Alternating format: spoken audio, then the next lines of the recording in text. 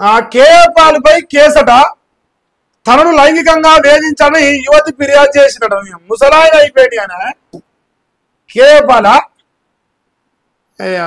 జరాగిరే ముచ్చట రసికుడు అంటారు. కేపాల్పై కేసు తనను లైంగికంగా వేధించాలని యువతి ఫిర్యాదు చేసింది. పంజాగుట్ట పిఎస్ లో కేసు నమోదు చేసింది. ప్రజాశాంతి పార్టీ చీఫ్ కేఏపాల్పై కేసు నమోదైంది. తను లైంగికంగా వేధించాలని ఓ మహిళ ఆయనపై ఫిర్యాదు చేసింది. ఈ మేరకు పంజాగుట్ట పోలీసులు కేఏపాల్పై ఎఫ్ఐఆర్ నమోదు చేసి దర్యాప్తు చేస్తున్నట. ఏం కేఏపాల్గా మంచి ముచ్చటే ఉందా? మంచి ముచ్చటే ఉందిగా. ఆల్రెడీ ఎఫ్ఐఆర్ అయిందట, కేసు పెట్టిరట. మరి నిజమా అబద్ధమా రేపు విచారణ చేయాలి. ప్రపంచ శాంతి ఈ శాంతేనా మన శాంతి? జరాగిరా ఇంకా ఇంకుంది.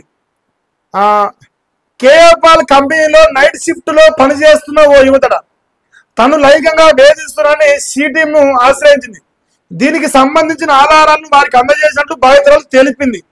ఈ సందర్భంగా వారి వాట్సాప్ మెసేజ్ను పోలీసులు స్వాధీనం చేసుకున్నారు. అనంతరం సి టీమ్స్ కేసును పంజాగుట్ట పోలీసులకు ట్రాన్స్ఫర్ చేసింది. ఈ మేరకు కేసు నమోదు చేసి దర్యాప్తు చేస్తున్నట్టు వెల్లడించారు. అంటే కొంచెం ఉన్నదా ఇలా ముచ్చటు. అంటే అన్నోన్ పర్సన్ కేసు పెడితే రాజకీయ కక్షని ఏమన్నా చెప్పడానికి అవకాశం ఉంటుండే.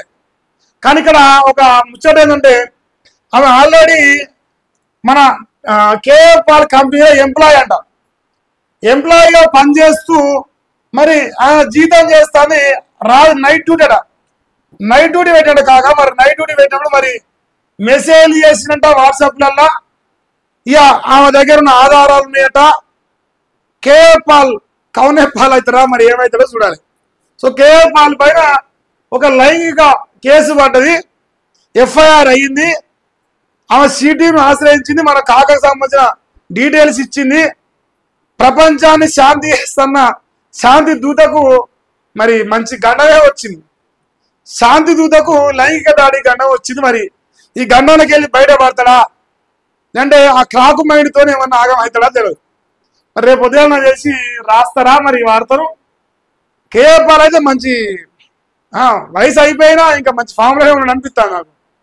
ఆ మెసేజ్లు ఉన్నాయట, మరి ఆల్రెడీ వాళ్ళ దగ్గర డేటా ఉందట, ఆమె ఆధారాలు ఇచ్చిందట.